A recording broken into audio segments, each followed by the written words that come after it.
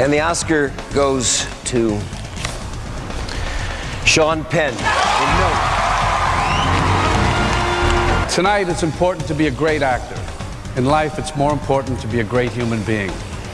That's my friend Sean Penn. You commie, homo-loving sons of guns.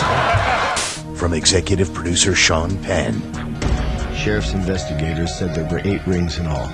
Working moms and dads with no criminal record. In his hunt for justice, they were the prey. I just want everything to get back to normal. Witch Hunt premieres Sunday, April 12th on MSNBC.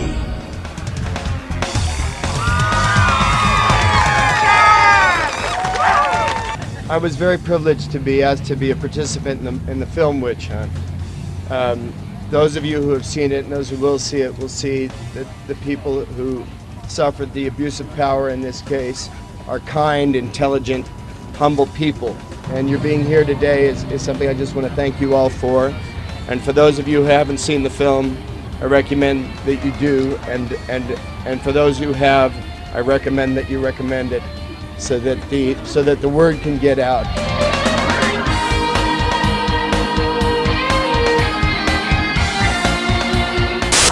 Access exclusive. I'm Maria Menounos with Sean Penn's passion for an insane injustice. Your being here today is something I just want to thank you all for.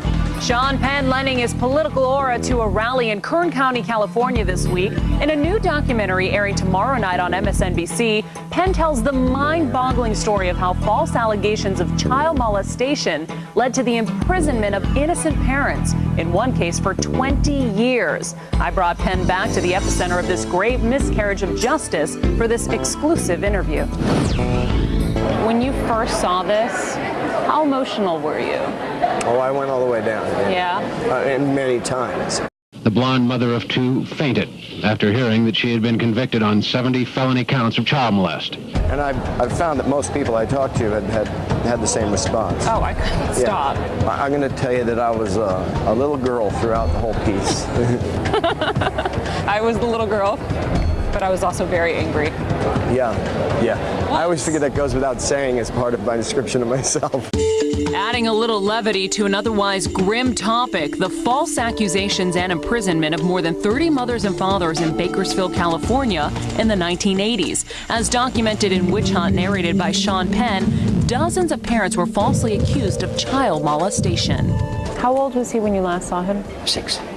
He came into the preliminary hearing and he waved and said, "Hi, Daddy." And they spun him around and took him back out, and he never looked at me again. John Stahl was in prison for 20 years on charges of molesting his own son and neighborhood boys before his sentence was overturned and he was released from jail in 2004 after his accusers, all but his own son, came forward and recanted their claims. Did it touch you, especially because you are a dad? Just simply the idea of being torn apart away from your children.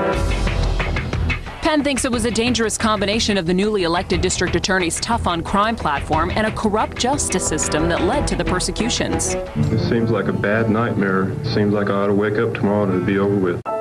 Brandon Niffen was just 9 years old when his parents were targeted. At 9 years old, you're taken into custody. And you're coerced into saying that your parents did this. They questioned my brother and I together. They asked if all this stuff had happened, and we, of course, denied everything. And they would say, "Well, your brother's saying it's happening, so why don't you say it happens, and then everything will be, end, and you can go back home." So that's what I said. I said, I told them that, yeah, my parents did this stuff to us, so can I go home now? Children don't lie about things like this.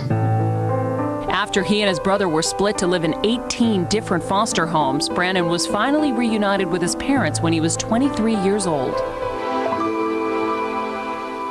Wow, it is hard to imagine living through that. Horrible, horrible. Wait till you watch this documentary, and it gets more unbelievable because you'll find out more about the DA who actually went after these people. So everyone, watch Witch Hunt tomorrow on MSNBC. That's 20 years of their life. Gone. Yeah.